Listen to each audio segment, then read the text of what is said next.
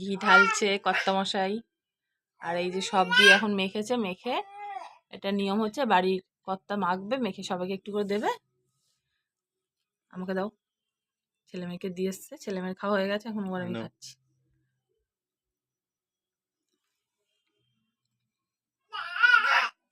সন্দক লবণ, তার পাশে এইটা হলো মানে নতুন চাল দিয়ে কলা দিয়ে মাখা ঠাকুরের প্রসাদ। ওটা আগে ঠাকুরকে দিতে হয়, তারপরে খেতে হয়। আলু মাখা, এটা কি মাখা?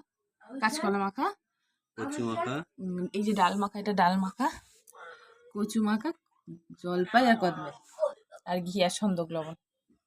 খাও, খেয়ে বলো কেমন আছে। অন্যবার তুমি থেকে সাহায্য করো, এবার তো আমি একাই করেছি সব। এখন কাজ থেকে আসলো। কেমন আছে? ভালোই লাগে।